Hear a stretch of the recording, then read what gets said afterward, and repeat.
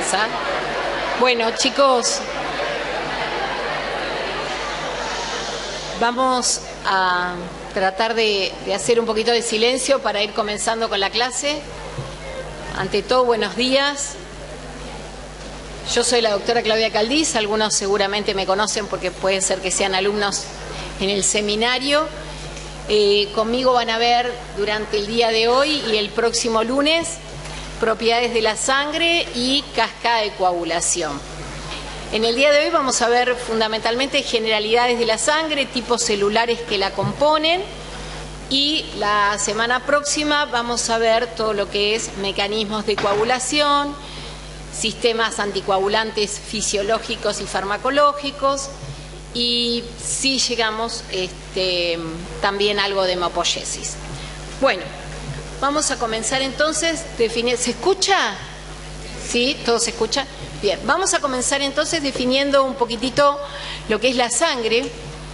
Ustedes saben que la sangre es un tejido dinámico, un tejido vivo, un tejido que es fundamental para poder realizar nuestras funciones fisiológicas, pero además podemos definirla también como una suspensión de células en plasma, porque en realidad, si bien nosotros vemos a la sangre como algo muy homogéneo a la vista, la sangre no es una solución, es una suspensión de células que circulan por el árbol cardiovascular. La sangre como tal fue descrita por primera vez en el siglo XVII por este señor, que era William Harvey, y que habló de los componentes sanguíneos. La sangre, por supuesto, fue reconocida desde tiempos memoriales como una sustancia fundamental para la vida. Muchos decían que en la sangre residía la vida, pero no podían o no habían podido describir cuáles eran sus componentes hasta que este señor en el siglo XVII empieza a hablar de los componentes de la sangre. La sangre tiene variadas funciones. Es difícil por ahí en este aula interaccionar, pero a mí me gusta un poco hacerlos participar.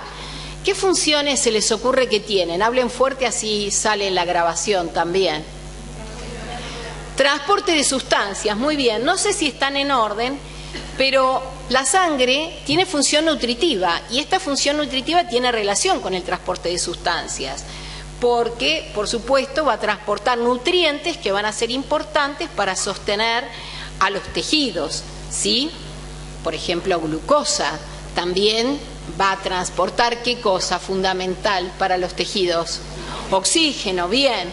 La sangre tiene función respiratoria porque tiene una proteína que es la encargada de transportar el oxígeno, y también, además, el dióxido de carbono y producir a distintos niveles la hematosis, ¿sí?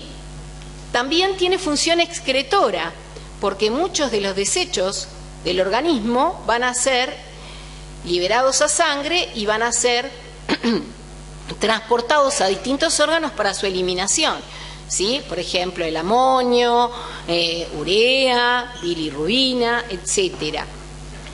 Tiene función de regulación térmica, y esto tal vez lo hayan conversado con el doctor Valverde, cuando hablaron de hemodinamia. La sangre distribuye el calor corporal, ¿sí? Lo distribuye a todo el cuerpo, ¿sí? Y por eso también es que se producen mecanismos de vasodilatación o vasoconstricción dependiendo de la temperatura a la que estemos expuestos para evitar la pérdida de calor. Tiene también función amortiguadora. ¿A qué les parece que me refiero con esto de función amortiguadora? Regula el pH, exactamente. En la sangre hay distintos sistemas que se encargan de mantener el pH constante. Ustedes saben que el pH en el cuerpo, en el organismo humano, es de 7.4 y debe mantenerse con muy poquita variación. Y la sangre justamente tiene o posee sistemas amortiguadores como el sistema de bicarbonato, sistemas fosfatos, las proteínas que actúan regulando el pH. Tiene también, como ustedes dijeron, transporte de sustancias, pero entre esas sustancias tiene como función la distribución de hormonas, ¿sí? Todo lo que son hormonas que se secreten a torrente sanguíneo y que actúen de forma verdaderamente endocrina, van a ser distribuidas por sangre, ¿sí? Y también tiene función de defensa, ¿gracias a qué? Gracias a los glóbulos blancos, que van a actuar justamente como parte del sistema inmune. Así que, como verán, realmente la sangre es muy importante para el funcionamiento del organismo. ¿Cuánto volumen tenemos de sangre? Bueno, el volumen de sangre es lo que se llama volemia y es aproximadamente un 7% del peso corporal. Siempre cuando hablamos de peso corporal hablamos de un individuo ideal de 70 kilos, ¿sí? Así que aproximadamente, si es el 7%, 0,07 por 70 da 4,95 litros de sangre, aproximadamente es el volumen corporal. Y decimos que si el volumen es normal, hay una normovolemia. Si ese volumen disminuye, por ejemplo por una hemorragia, puede haber una hipovolemia y también puede haber algunas situaciones de hipervolemia, de aumento del volumen, ¿sí?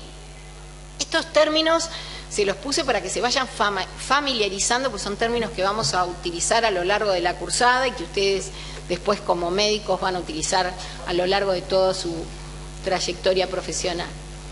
Bien, ¿cómo está compuesta la sangre? La sangre está compuesta un 58% de plasma y un 42% aproximadamente, 45% de células. Dentro de esos tipos celulares ustedes saben que hay glóbulos rojos y una pequeña proporción de glóbulos blancos y plaquetas.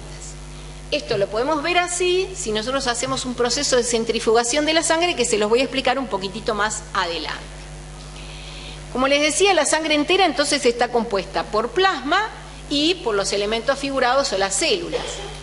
Ese plasma ocupa, como les dije, aproximadamente entre un 46 a un 63%, dependiendo del individuo, dependiendo de su estado de hidratación, y las células entre un 37 a un 54%.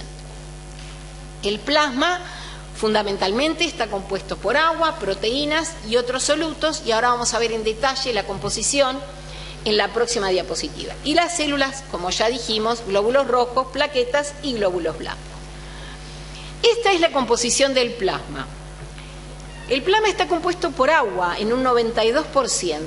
Y el agua es importante porque actúa como una sustancia de solubilización de distintas moléculas, tanto orgánicas como inorgánicas. También actúa para suspensión de células y para distribución del calor. Otro componente importante del plasma son las proteínas. Las proteínas plasmáticas ocupan en porcentaje un 7%. Y dentro de esas proteínas, la más importante es la albúmina, que está en un 60%. Contribuye a lo que es las proteínas del plasma. Esta albúmina es importante porque va a dar presión oncótica, es decir, va a contribuir a la osmolaridad plasmática oncótica o coloidosmótica, porque ustedes saben que no está totalmente soluble. También la albúmina es importante porque va a fijar lípidos y hormonas. Otra proteína que es importante, o otras proteínas que son importantes, son las globulinas. Son proteínas transportadoras, también transportan hormonas y lípidos, y ustedes tal vez las conozcan más porque, si les digo globulinas, ¿en qué piensan? El sistema inmune, las inmunoglobulinas, ¿sí? Otra proteína que vamos a ver, sobre todo el próximo teórico, es el fibrinógeno. El fibrinógeno está en un 4% en el plasma, pero es un componente fundamental para la coagulación. De hecho, se define a la coagulación como el proceso que transforma al fibrinógeno, que es soluble, en una proteína insoluble, que es la fibrina. Pero este fibrinógeno es fundamental para que se produzca la coagulación sanguínea. Otras proteínas que están en mucho menor proporción son proteínas regulatorias, como hormonas, enzimas. Y además de agua, proteínas, también tenemos otros solutos. Algunos ustedes ya los vieron, los electrolitos, ¿sí? Cloro, sodio, potasio, vieron la importancia que tenía mantener esa concentración plasmática para, por ejemplo, generar ¿qué cosa? ¿Por qué es importante mantener estas concentraciones plasmáticas? ¿Se acuerdan cuando hablaron de la concentración del potasio, por ejemplo? Podía modificar el estado del potencial de membrana, ¿sí? Y además, de hecho, muchos de ellos son importantes para generar potenciales de acción en las células excitables. También hay otros nutrientes orgánicos, ¿sí? Como ATP, glúcidos, lípidos, aminoácidos y, como les dije anteriormente, productos de desecho como urea, amonio, ácido úrico, creatinina, que van a ser eliminados después por riñón, por tracto digestivo, etc. Bien, pero lo que nos importa hoy particularmente son los componentes figurados o los componentes celulares de este sistema sanguíneo. Y como les dije, fundamentalmente son eritrocitos, glóbulos blancos o leucocitos y las plaquetas. Y vamos a ir viendo a lo largo de la teórica las características de estos tipos celulares. Ustedes piensen que es importantísimo conocer no solo los tipos celulares, sino también las cantidades, los valores, porque una de las primeras cosas que pide el médico clínico cuando llega el paciente, ¿qué es? Un análisis de sangre. Y el análisis de sangre le puede dar una idea del perfil del estado de salud del paciente, porque puedo medir glúcidos, proteínas, lípidos, hormonas. Así que es muy útil conocer esto, además de saber cómo están sus cantidades de células y qué proporciones hay y si son correctas o no. Bien, vamos a empezar hablando entonces un poquito de los eritrocitos. Supongo que estas cosas les van a ser más familiares porque seguramente las habrán visto en histología, pero vamos a hacer un repaso que es necesario para que después podamos adentrarnos en todo lo que sigue de funciones sanguíneas. Ustedes saben que los eritrocitos son células especializadas, son células que carecen de ¿qué cosa? De núcleo, por lo tanto no pueden sintetizar proteínas. Son, en realidad, podríamos decir, como una bolsa que contiene fundamentalmente a una proteína, que es la hemoglobina, que va a ser la proteína encargada de transportar el oxígeno. El oxígeno es un gas poco soluble, y si nosotros dependiéramos de la difusión del oxígeno en líquido, sería bastante complicado poder generar ese intercambio gaseoso. Por eso es importante esta proteína, que es la transportadora de oxígeno. Estos eritrocitos además tienen una forma particular, que es esa forma discoidal o bicóncava, y si vinieron a las teóricas del doctor Valverde, algo les habrá dicho de por qué es importante esa forma bicóncava. Esa forma bicóncava es importante porque justamente cuando los eritrocitos están pasando a través de los capilares, ¿sí?, necesitan deformarse, y esa forma bicóncava favorece la deformación más allá de la composición de la membrana, que ahora la vamos a ver. Pero también es cierto que esa forma le permite al eritrocito tener una mejor relación superficie celular-volumen y por lo tanto favorece la difusión del oxígeno, ¿sí? Si bien es cierto que dijimos que el eritrocito fundamentalmente lo que tiene es una membrana, su membrana es compleja, tiene gran cantidad de intercambiadores, tiene proteínas como actinas, proteína de banda 3, esto lo habrán visto seguramente con detalle en biología, espectrinas, anquirinas, todas proteínas que le permiten justamente a esa membrana ser flexible de alguna manera, poder deformarse, y también tiene el eritrocito otros componentes como el 2,3-difosfoglicerato, que le va a permitir de alguna manera a la hemoglobina ceder o retener oxígeno, una enzima que es fundamental para lo que es la generación de los componentes buffer, como es la anidrasa carbónica, que disocia el ácido carbónico y forma bicarbonato y dióxido de carbono, un intercambiador cloro-bicarbonato y también acuaporinas, que ustedes saben son proteínas que permiten el transporte de agua dentro del eritrocito. Así que si bien es una célula nucleada, es una célula compleja y que tiene una función fundamental en el organismo. Muy bien, ¿cómo medimos la cantidad de eritrocitos? ¿Cuántos eritrocitos tenemos? ¿Es importante? Bueno, si dijimos que la función del eritrocito es transportar oxígeno, es importante también tener un número adecuado. La concentración de eritrocitos, ¿sí?, se puede medir, o la cantidad de eritrocitos se puede medir como recuento globular, que es el número total de eritrocitos por milímetro cúbico. Eso se hace en general en el laboratorio con equipos que se llaman citómetros, que cuentan y pueden distinguir los distintos tipos celulares y cuentan a los tipos celulares. El número o el valor de eritrocitos por milímetro cúbico, aproximadamente 4.5 millones por milímetro cúbico. Como ustedes ven, también los valores se diferencian por sexo. En general hay más cantidad de eritrocitos en el hombre que en la mujer, pero en promedio 4.5 millones por milímetro cúbico. La cantidad total de eritrocitos, ¿sí?, en los 5 litros de sangre son unos 25 por 10 a la 12 aproximadamente. Si ustedes ahora van a su casa y miran cualquiera de los análisis de sangre que seguro tienen, van a ver que todas estas cosas de las que vamos a hablar hoy están medidas en esos análisis clínicos, ¿sí? Bien. ¿Cómo hacemos para medir estas cosas? Bueno, ustedes van a tener subido al entorno de la cátedra un video explicativo de cómo es la técnica para hacer una venopunción para extraer sangre.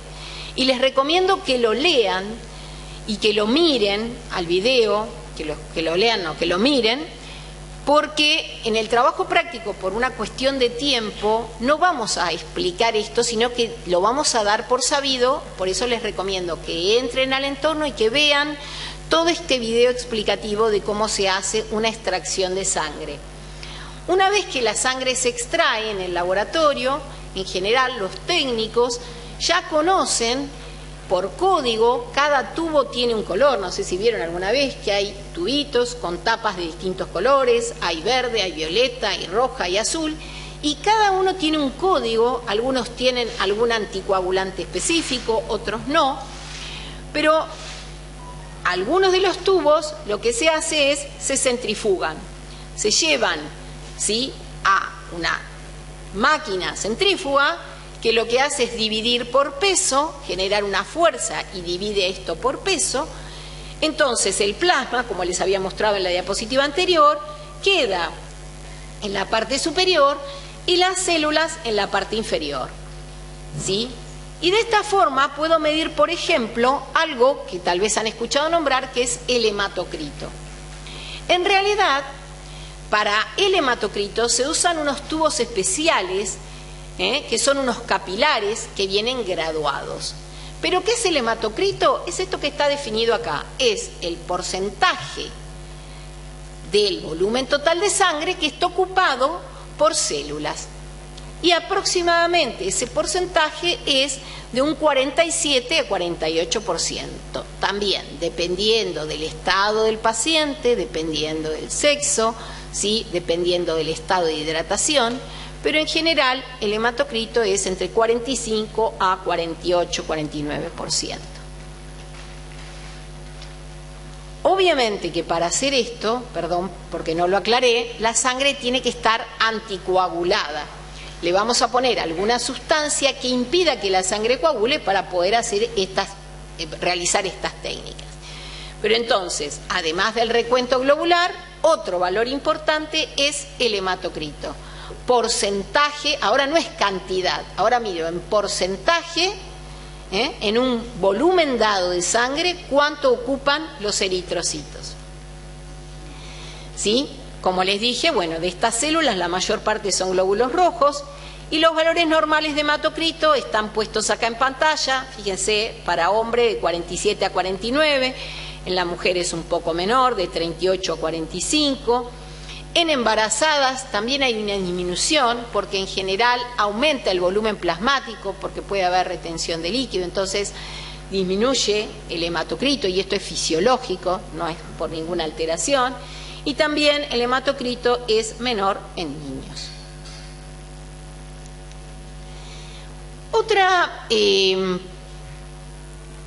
Otro parámetro que se puede medir es la eritrosedimentación. La eritrosedimentación mide la velocidad de caída de los eritrocitos. Y los eritrocitos pueden caer por su peso específico también. Tenemos sangre anticoagulada, a la cual la vamos a poner en unas pipetas especiales y vamos a dejar que solamente por tiempo los eritrocitos decaigan.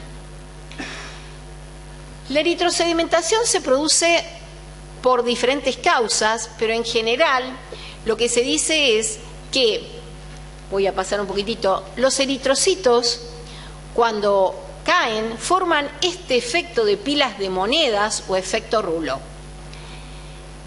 Uno piensa, bueno, los eritrocitos en general se repelen porque tienen cargas negativas, pero los eritrocitos están suspendidos en plasma que tiene proteínas. Y una de las proteínas, que yo les nombré anteriormente, es el fibrinógeno. Este fibrinógeno puede neutralizar las cargas y hacer que esos eritrocitos se depositen, ¿sí? Esa eritrosedimentación se mide en milímetros por hora y en realidad no es diagnóstico de nada, sino que solamente nos da una idea de que si su valor está alterado, puede haber algo que esté fuera de los parámetros normales, pero no puedo hacer ningún diagnóstico con esto.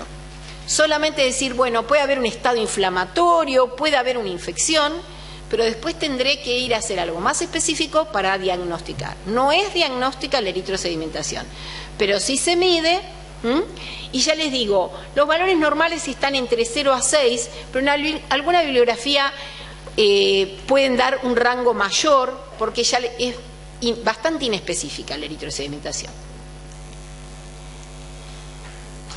Bien, como les decía, la función primordial de los eritrocitos es el transporte de gases. Y para eso tienen esta proteína que es la hemoglobina. La hemoglobina es una proteína compleja, es un tetrámero que está formado por 2 cadenas alfa, que están acá, y 2 beta, que a su vez tienen unido un grupo M, ¿sí?, que contiene hierro. Estos grupos en realidad son anillos de protoporfirina que contienen a este hierro y que está en estado ferroso, que cuando incorpora el hierro pasa a estado férrico. Y esta hemoglobina en realidad puede aparecer con distintas isoformas. Fundamentalmente la hemoglobina del adulto es hemoglobina A y tiene, como les dije, 2 cadenas alfa y 2 betas. Pero también hay un subtipo de hemoglobina A2 con 2 cadenas alfa y 2 delta, lo que difieren es en la cantidad de aminoácidos. También hay una hemoglobina fetal que tiene mayor afinidad por el oxígeno, que es 2 alfa, 2 gamma, y una hemoglobina embrionaria 2 alfa, 2 épsilon. Una cosa que sí es importante es la concentración normal de hemoglobina, la cantidad de hemoglobina que hay en gramos cada 100 mililitros de sangre. Y eso sí se determina, el valor normal es de 12 a 16 gramos por decilitro.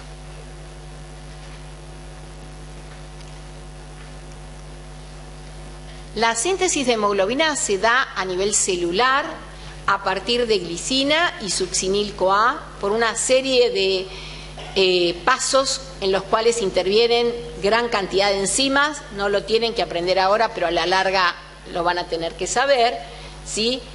Estos pasos enzimáticos se dan parte en el citosol de la célula, sobre todo lo que es la unión de succinil-CoA y glicina es a nivel mitocondrial, obviamente.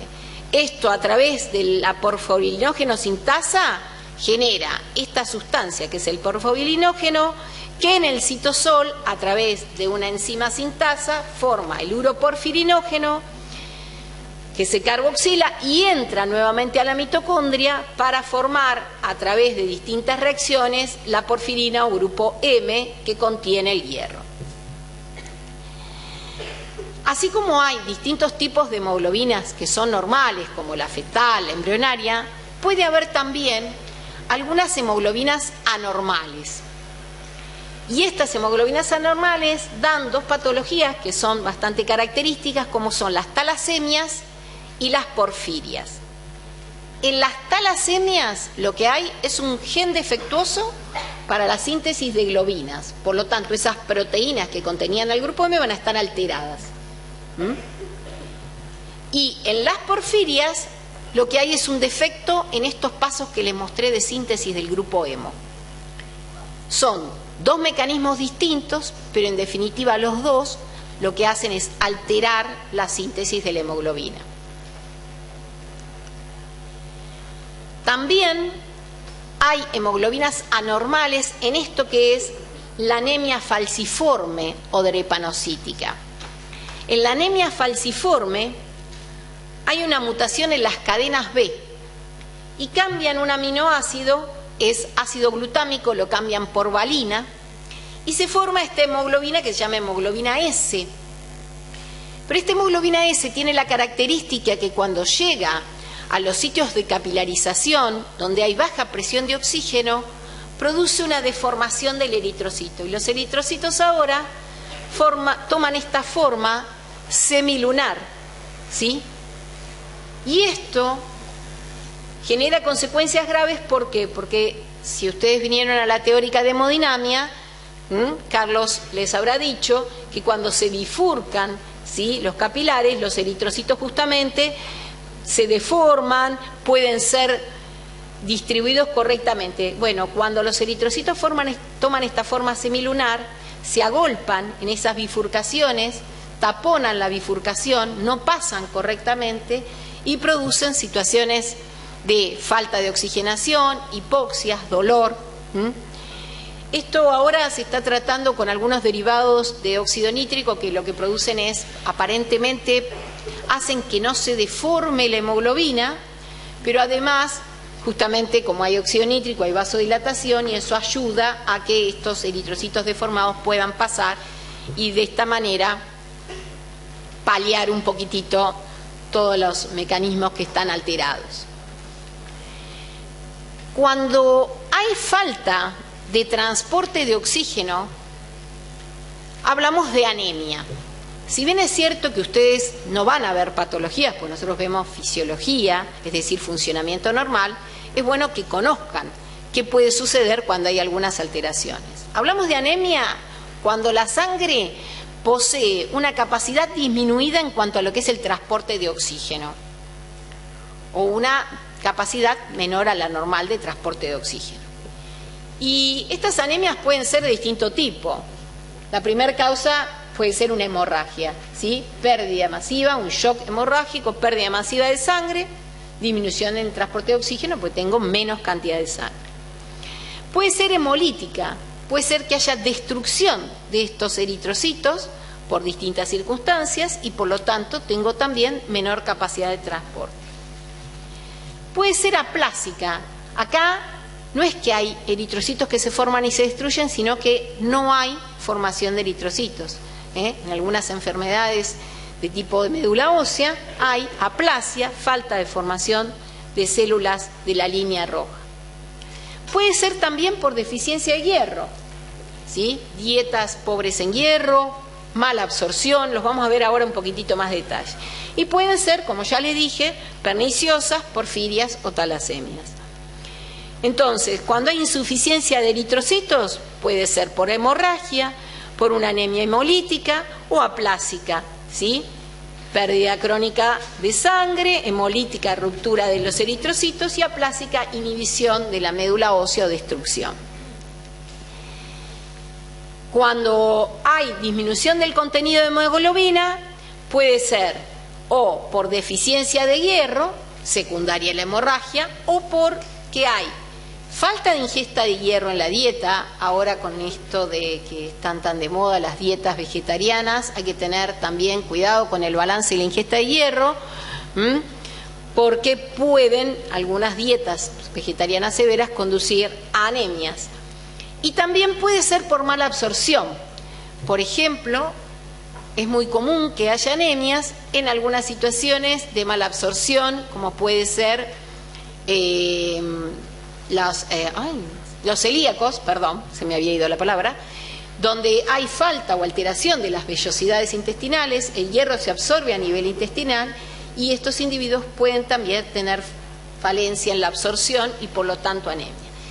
Y anemias perniciosas que tienen que ver con la deficiencia de vitamina B12 y la falta del factor intrínseco que está a nivel del tracto digestivo y que ayuda en la absorción de la vitamina B12, que son ambos fundamentales para la formación de la línea roja a nivel de la médula ósea. Entonces, cuando hay carencia de vitamina B o carencia de este factor, que ya lo vamos a ver cuando veamos digestivo, principalmente cómo se absorbe y cómo actúa, puede también haber un tipo de anemia que es esta anemia perniciosa.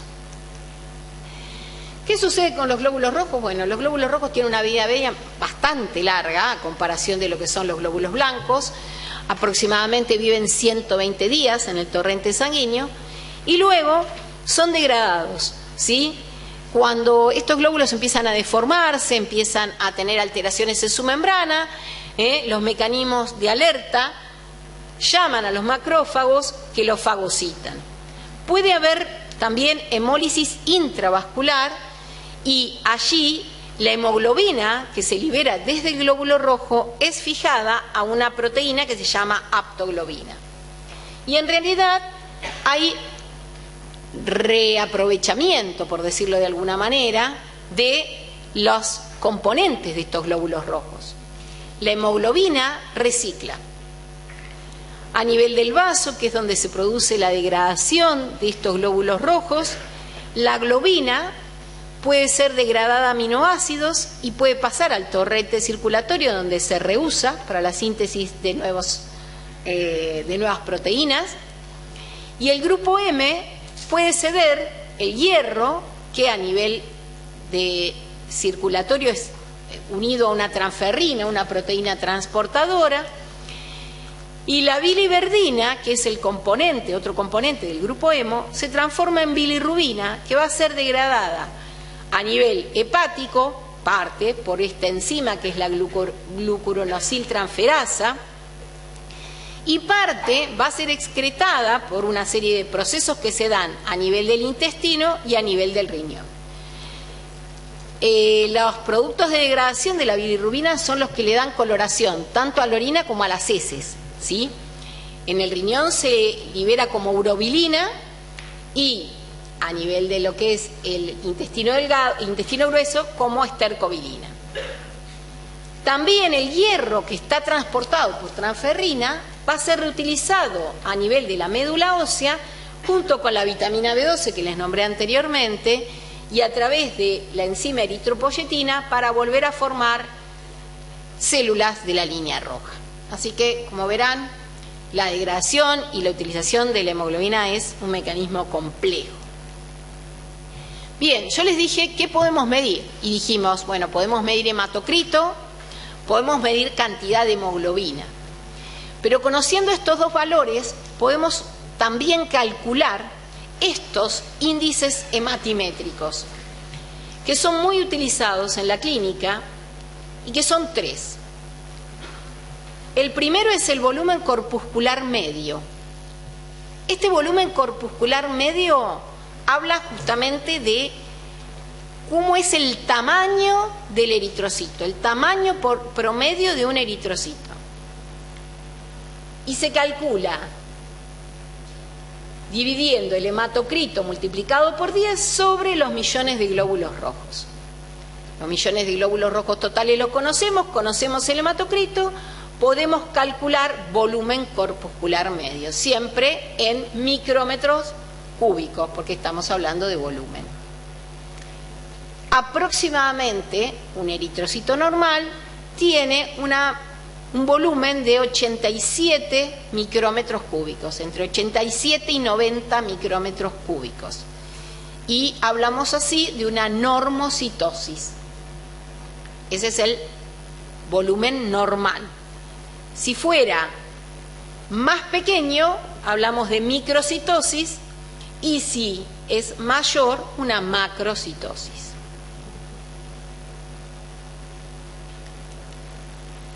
Otra cosa que podemos calcular es la hemoglobina corpuscular media, que es la cantidad de hemoglobina promedio para cada eritrocito. En el caso anterior, cuando medíamos hemoglobina, lo que hacíamos era medir cantidad de hemoglobina por 100 mililitros de sangre, era en porcentaje. Ahora medimos cantidad promedio para el eritrocito. Y esa hemoglobina corpuscular media se calcula en hemoglobina en por ciento, que es el valor que nosotros podemos determinar, multiplicado por 10, sobre los millones de glóbulos rojos.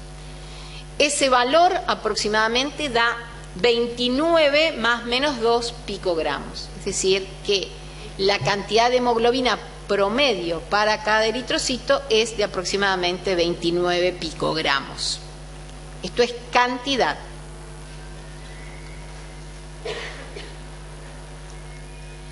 Y por último, otro índice hematométrico que podemos calcular es la concentración de hemoglobina corpuscular media, que ahora sí habla del promedio en por ciento de hemoglobina por cada eritrocito. Y ahora es concentración de hemoglobina sobre hematocrito. Y esto, como es promedio, está en porcentaje. Esto es concentración de hemoglobina sobre hematocrito, es la concentración por eritrocito de hemoglobina. ¿Cuánto hay en por ciento por eritrocito? Por eso lo dividís por el hematocrito. Todos estos valores los utiliza el clínico, tanto la cantidad de hemoglobina en porcentaje, el hematocrito y los 3 índices hematimétricos. Y eso sí me pueden servir para hacer diagnóstico, porque una cantidad disminuida de hemoglobina, una cantidad disminuida de glóbulos rojos, un hematocrito disminuido, pueden estar dando señales que son diagnósticas, por ejemplo, de anemias. Bien, entonces, en resumen, respecto a lo que es la serie roja, nosotros podemos medir hematocrito, el recuento globular, hemoglobina, ¿sí? Esto lo puse en por ciento porque acuérdense que son gramos por decilitro, volumen corpuscular medio, hemoglobina corpuscular media y concentración de hemoglobina corpuscular. Pasamos ahora a la serie blanca. Si ustedes quieren y les resulta muy cansador, podemos hacer, como han hecho por ahí con la doctora Enis, que hacen un pequeño recreo de unos 5 o 10 minutos, porque la verdad que es cierto que prestar atención durante 2 horas es bastante difícil. Entonces, si les parece, y si por ahí están cansados, hacemos una primer parte de glóbulos blancos, hacemos un pequeño recreo y después seguimos, ¿sí? Bien, lo primero que podemos decir de los glóbulos blancos es que, a diferencia de las células de la serie roja, estos tienen organelas y núcleo. Y además que tiene una función muy distinta, porque estas células van a participar fundamentalmente en lo que son los mecanismos de defensa ante la presencia de patógenos o de sustancias extrañas para nuestro organismo. Remueven toxinas, pero no solamente van a reconocer lo extraño, sino también lo propio que puede estar dañado, ¿sí? Células dañadas, células senescentes o que estén anormales.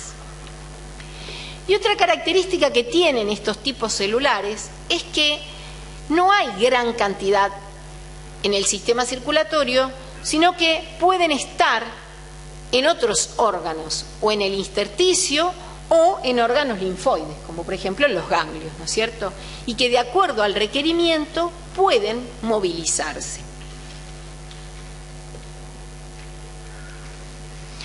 Una cosa que pueden hacer estos glóbulos blancos es sufrir este mecanismo de diapedesis. Pueden atravesar y salir del torrente circulatorio y atravesar y pasar al tejido y viceversa. Es decir, pueden estar circulando por distintos sitios del organismo.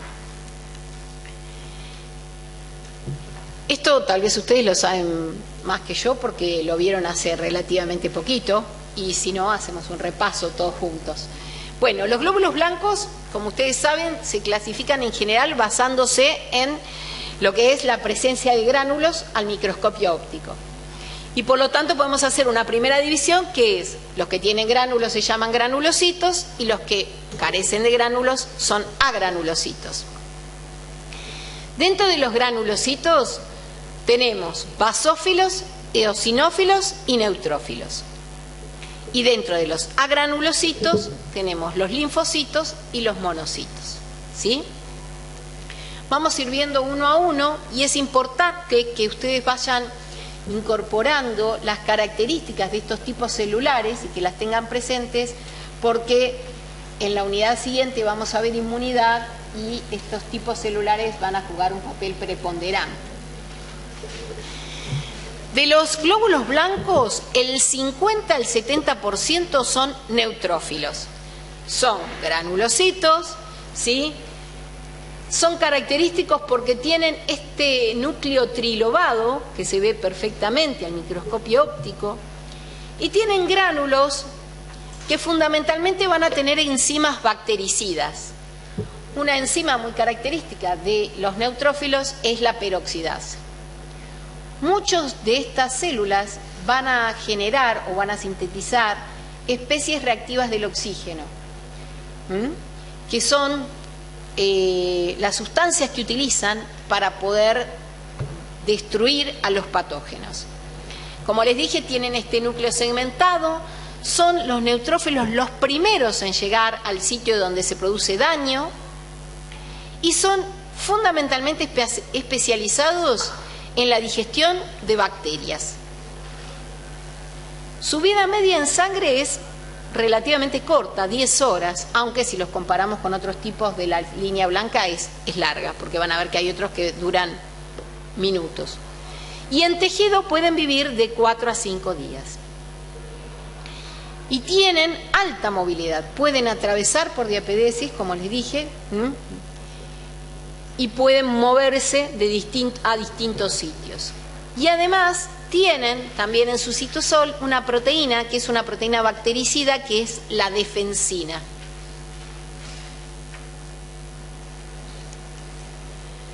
Otro tipo celular dentro de los granulocitos son los eosinófilos, y estos están en mucho menor proporción, de 2 a 4%. Tienen gránulos de color rojizo o naranja. Su núcleo es característico porque es bilobulado y fundamentalmente participan en la defensa cuando hay invasiones parasitarias o cuando hay infecciones por parásitos. Su número aumenta mucho, ¿sí? Y es característica. Liberan compuestos tóxicos como enzimas hidrolíticas que directamente actúan sobre la superficie del parásito y tienen una vida media corta en sangre, de minutos. ¿Se acuerdan? Yo les dije, los neutrófilos 10 horas, estos minutos.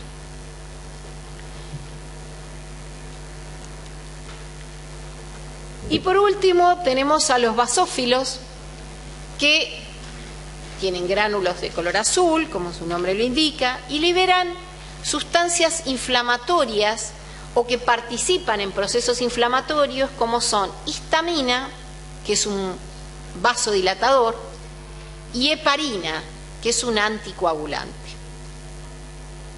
También producen citoquinas, que son moléculas de señalización, fundamentalmente interleuquina 4. Y estos basófilos también participan en procesos alergénicos porque se unen en la inmunoglobulina E, que es una inmunoglobulina que participa justamente en procesos de alergia. También su número aumenta por estrés, ya sea por frío, por situaciones que pueden involucrar al sistema nervioso, en situaciones de depresión, pueden cambiar, ¿sí? Y de hecho, ustedes van a ver que últimamente se ha acuñado un término que es enfermedades de tipo neuroinmunoendocrinas, porque ahora se sabe que los sistemas no actúan tan independientemente de unos de otros y que situaciones, por ejemplo, traumáticas o situaciones de disfunción a nivel del sistema nervioso pueden causar también alteraciones a nivel de lo que es el sistema inmune. Yo no me voy a detener mucho en sistema inmune porque después, dentro de 2 clases, la doctora Munidia va a hablar de todo lo que es inmunidad y por eso solo les presento a los componentes celulares. Bien, y ahora dentro de los agranulocitos tenemos 2 tipos. Los monocitos, que son tal vez las células más conocidas porque estos monocitos son grandes, son mucho más grandes que los glóbulos rojos, tienen un núcleo arriñonado, conforman aproximadamente un 8% de los glóbulos circulantes y están por corto tiempo en la circulación porque se extravasan, entran a los tejidos y se transforman en macrófagos. Y estas células per se tienen importancia porque pueden degradar a patógenos, pueden fagocitarlos, pero además pueden transformarse en células que van a presentar antígenos. Cuando degradan a los patógenos, parte de la estructura de esos patógenos puede ser expuesta en la membrana de estas células y estas células ahora pueden presentarles esas estructuras a células de la inmunidad secundaria o a los linfocitos. Ya lo van a ver más adelante, pero bueno, empecemos a pensar en estas cosas, ¿sí? Muchos de estos tipos celulares también tienen receptores, ¿sí?, que van a reconocer estructuras de los patógenos y van a poder asociarse a ese patógeno para degradarlo. Los macrófagos secretan gran cantidad de sustancias, secretan muchísimas enzimas como uroquinasas, colagenasas, elastasas, también algunas enzimas del complemento, interferón, prostaglandinas, proteínas inflamatorias. Como les dije, son presentadoras de antígenos y son un gran depósito de hierro.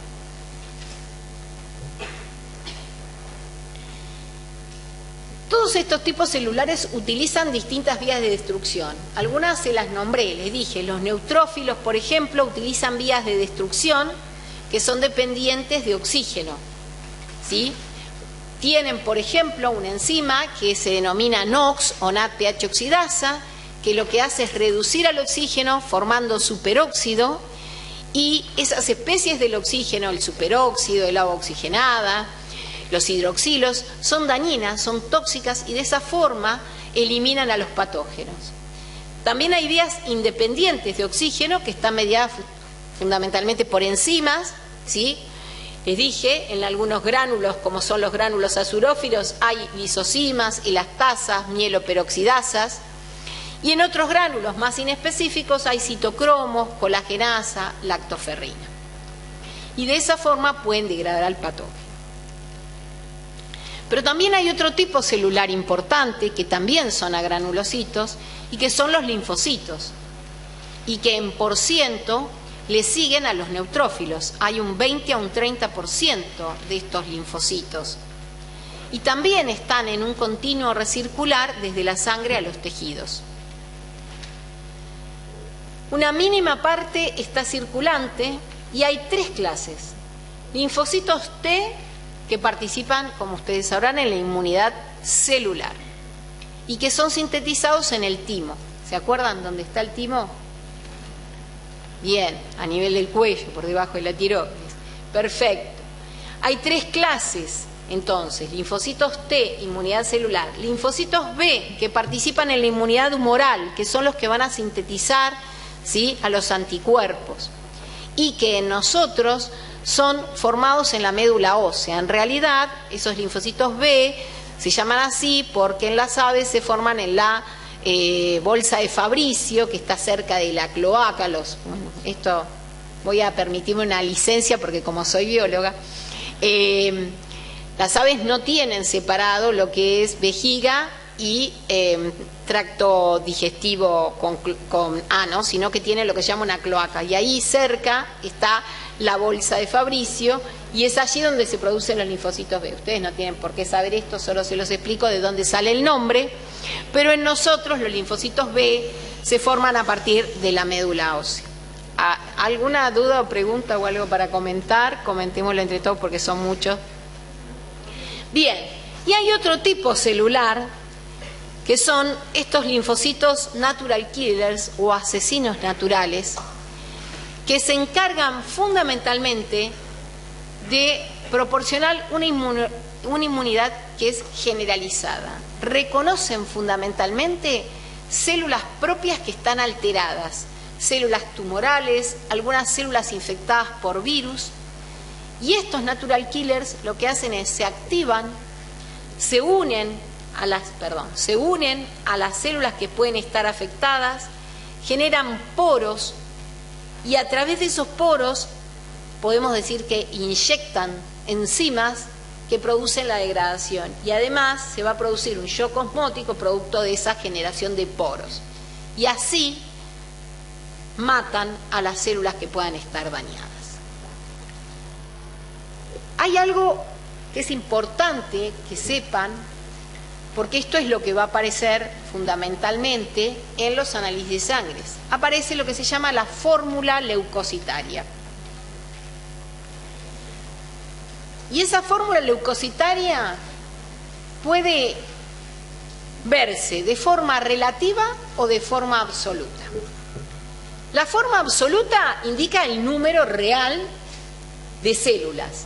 Entonces, yo les dije, los neutrófilos son los que están en mayor número y hay de 4.500 a 4.800 aproximadamente. Le siguen los linfocitos, 1.800 a 2.200 aproximadamente. Luego los monocitos, 300 a 400, eosinófilos, unos 150 a 200, y los basófilos, que están en muy poquita cantidad, 40. Eso es la fórmula absoluta, es decir, el número total. Y la fórmula relativa es el porcentaje de cada uno en un 100%, que sería el número total. ¿Sí? Neutrófilos, linfocitos, linfocitos, monocitos, eosinófilos y basófilos. Las dos en general aparecen en los análisis, aparecen relativo y en absoluto. Los cambios en el número de estos linfocitos pueden estar indicando infecciones. Cuando aumenta por encima de 8.000 el número de glóbulos blancos, hablamos de una leucocitosis, ¿sí? Acá. Y cuando el número disminuye por debajo de 4.000 por milímetro cúbico, siempre estoy hablando de milímetro cúbico cuando hablo de la absoluta, decimos que hay una leucopenia. Fíjense que también puede haber variaciones fisiológicas en el recuento de glóbulos blancos o en el recuento leucocitario. En la etapa neonatal aumenta el número de neutrófilos. En la infancia hay aumento de linfocitos y esto es normal hasta los 4 años. Y también en el ejercicio o por estrés puede haber una redistribución y un cambio en el número. Esto no indica patologías, esto es normal, es fisiológico, ¿sí? Pero cuando estamos en un adulto, ¿sí?, y tenemos valores por debajo o por encima, podemos hablar, sí, de una alteración, de una leucopenia o una leucocitosis. Como les dije, los leucocitos tienen algunas funciones especiales, como es extravasación, diapedesis. Algunos secretan sustancias que van a generar inflamación, que van a generar vasodilatación, y esa misma vasodilatación va a favorecer que puedan atravesar los vasos. Otra cosa que tienen es quimiotaxis, es decir, pueden ser atraídos por distintas sustancias, por toxinas bacterianas, por derivados de la coagulación, como puede ser plasmina, calicreína, por algunas citoquinas, como la interleuquina 8, y por algunas proteínas producto de la cascada de coagulación, como puede ser la fibrina. Y otra función importante que ya ustedes la conocen, es la fagocitosis. Esto es solo figuritas. Y esta fagocitosis puede producirse gracias a que algunos patógenos se pueden marcar, se pueden opsonizar, que se llama. Es decir, se le pueden poner algunas moléculas que los marcan como sustancias que no son propias. Que los glóbulos blancos tienen la capacidad de extravasarse y habíamos quedado en esta figura. No sé si recuerdan, yo creo que la doctora Mundinia ya habló de endotelio, ¿no es cierto? Y les habrá dicho que las células normalmente, además lo habrán visto también con el doctor Valverde, circulan por lo que es el centro del vaso y que en general no se adhieren al endotelio. Cuando se produce una lesión o cuando hay algún proceso inflamatorio, estos glóbulos blancos empiezan a producir un rodamiento que se llama, es decir, a través de proteínas como selectinas o quimoquinas, que son proteínas atractantes del endotelio, empiezan a rodar a través de esas células endoteliales y se adhieren y producen esta extravasación. Y además la opsonización y las proteínas opsonizantes atraen a estos glóbulos blancos al foco o al sitio inflamatorio, ¿sí? Así que es importante, porque tienen estas dos cosas, esta diapedesis, que es la capacidad de atravesar, y esta quimotaxis positiva, que está dada por todas estas proteínas, como selectinas, integrinas, que son tanto del leucocito como del endotelio. Bueno, esto es solamente para que recuerden que fundamentalmente lo que van a hacer los macrófagos es fagocitar, pero que en esa fagocitosis, como yo les decía, no solamente van a digerir al patógeno, sino que también parte de esas moléculas del patógeno pueden exponerse sobre la superficie y van a servir de comunicación entre lo que son las células de la inmunidad primaria o innata y las células de la inmunidad secundaria o adaptativa, ¿sí? No es que funcionan como dos sistemas separados, sino que hay comunicación entre ellas. Y algunas células de la inmunidad innata pueden mostrarle, por así decirlo, presentarle partículas o moléculas que son de los patógenos a las células de la inmunidad adaptativa y así generar comunicación entre ellas. Ya lo van a ver más adelante, pero solo es como para que sepan cómo se producen estos mecanismos. Esto es solo un macrófago que está ingiriendo distintas partículas extrañas, y esto es lo que les decía hoy de cómo se pueden marcar estos patógenos. Una de las formas de marcarlos, de opsonizarlos, es a través de anticuerpos, ¿sí? Fundamentalmente muchas bacterias pueden marcarse así. Hay receptores de la superficie celular a los cuales estos anticuerpos se unen, se marcan y así estas bacterias que antes no eran reconocidas pueden ser reconocidas por los macrófagos. Y el último tipo celular que nos queda por ver, por eso les dije que no vamos a terminar demasiado tarde, son las plaquetas.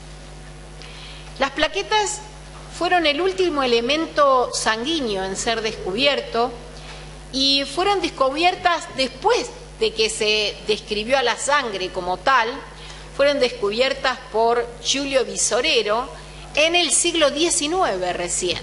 Fíjense que la sangre se describió como elemento en el siglo XVII y recién 2 siglos después se describen las plaquetas. Y este señor Visorero no solamente descubre las plaquetas, sino que también es el que primero detalla los mecanismos de hemostasia o de coagulación, que vamos a ver en la próxima clase. Las plaquetas son células bastante particulares porque también son células anucleadas. Esto es una visión de las plaquetas a microscopio, ¿sí? Microscopio óptico. Las plaquetas están en poca cantidad respecto a los glóbulos rojos. Hay de 150.000 a 450.000 por milímetro cúbico, Y en realidad no son verdaderas células, sino que son fragmentos de células mayores, que son los megacariocitos.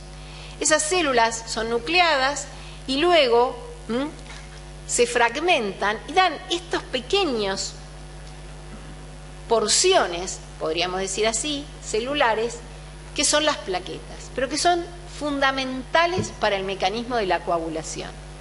Sin las plaquetas no hay coagulación. Y tienen una estructura muy característica, tienen como un periplasma que van a ver después que tiene toda una estructura tubular que le permite comunicarse a la plaqueta el interior, el citosol, con el exterior. Tienen gran cantidad de proteínas unidas en su membrana, que son factores que van a participar en la coagulación. Y además tienen dos tipos de gránulos en su citosol: gránulos oscuros o densos y gránulos alfa o gránulos claros. Los gránulos alfa van a tener enzimas fundamentalmente, hidrolasas, catepsinas, y los gránulos densos van a liberar factores que son importantes para la activación de la misma plaqueta, es decir, que van a actuar de forma autócrina o parácrina estos factores, porque van a ser liberados por la plaqueta y van a actuar sobre receptores que posee la misma plaqueta. Estos factores son calcio, ADP, serotonina y hay otros. También la plaqueta secreta factores proagregantes como tromboxano A2 y algunas prostaciclinas también. Como les decía, en la superficie externa tienen un sistema canalicular, que son canales que son similares a la membrana plasmática y que permiten este acceso, la liberación de sustancias y el acceso directo al citoplasma. Cuando las plaquetas, que también están circulantes y también tienen esa capacidad de rodamiento por el endotelio cuando hay lesión, las plaquetas pueden adherirse y pueden deformarse. Y pueden formar estos pseudópodos y pueden de esta forma llegar al sitio de lesión y comenzar un mecanismo de, por así decirlo, de taponamiento de la zona que está lesionada para evitar la hemorragia. Estos procesos los vamos a ver en detalle en la próxima clase, pero es importante que ustedes conozcan la estructura de la plaqueta y todo lo que secreta y cuáles son sus receptores para poder entender después cuál es su función en el proceso. La plaqueta tiene pocas mitocondrias, tiene gran cantidad de depósitos de glucógeno y tiene además lisosomas, ¿sí? Y gránulos, como les dije, que van a liberar distintas sustancias. Además, tienen proteínas que ustedes ya conocen, que también aparecen en músculo, como la actina y la miosina, que lo que le van a permitir es conservar la morfología y deformarse, y generar esas expansiones que son importantes, ¿sí? Ese sistema tubular que les decía es importante porque lo que hace es regular la liberación y la retoma de calcio. Y esa liberación y retoma de calcio para la plaqueta es muy importante porque el calcio es un cofactor para la coagulación. Si no hay calcio, tampoco hay una coagulación eficiente o eficaz. Y de hecho, algunos anticoagulantes, que ya van a ver más adelante, actúan justamente retomando calcio, sacando el calcio del medio para que no se produzca la coagulación. Esto es una microfotografía de microscopio electrónico, para que vean acá los granos de glucógeno, ¿sí? Los gránulos densos, esto es porque justamente son electrodensos a la fotografía, ¿sí? Y este es el sistema de canalículos que les decía que después hace como unas lagunas. Bien, en la superficie plaquetaria existen gran cantidad de receptores. Y además, existen también algunas glicoproteínas que van a ser fundamentales para lo que es la adhesión. Fíjense, todas estas glicoproteínas, que son las 6, las integrinas, la glicoproteína 1B, son proteínas de adhesión, que le van a servir a la plaqueta para quedar fija al subendotelio. Fundamentalmente van a reconocer al colágeno.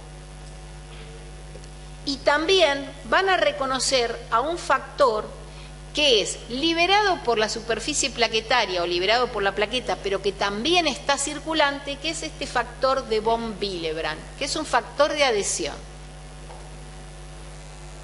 Yo sé que hay mucho nombre, pero bueno, de a poco nos vamos a ir incorporando. A mí me toca lo peor, me toca empezar a tirar un montón de nombres. También hay receptores, ¿se acuerdan que yo les dije que la plaqueta desde los gránulos densos liberaba ATP y ADP? La misma plaqueta tiene receptores para este ADP. Estos receptores se llaman P2 y 12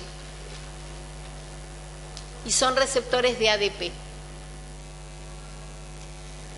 También la plaqueta va a liberar una sustancia proagregante, como es el tromboxano A2. Y también la plaqueta tiene receptores para ese tromboxano A2. Son receptores TXA2R o receptores para tromboxano. Y también la plaqueta va a tener receptores de trombina. La trombina es una proteína que se va a formar en el proceso de coagulación, pero que a su vez va a actuar sobre la plaqueta, porque este mecanismo es un mecanismo que genera retroalimentación y que llama a más plaquetas. Y por último, la plaqueta tiene receptores que son glicoproteínas 2B, 3A, que van a reconocer al fibrinógeno y que van a producir este mecanismo que es la agregación plaquetaria. Es decir, que a nivel de la plaqueta se van a producir tres cosas: activación, que está dada por estos receptores de tromboxano, de trombina y de ADP. Adhesión, que va a estar dada por estas glicoproteínas que unen a colágeno. Y agregación, que va a estar dada por este tipo de receptor de glicoproteína 2B3A y que va a hacer que muchas plaquetas se unan entre sí para formar el trombo o el tapón plaquetario que se llama. Yo creo que hasta acá estamos. He sido bastante benévola y con todos estos conocimientos podemos ya la semana que viene adentrarnos en coagulación, ¿sí? Bueno, nos vemos el lunes próximo.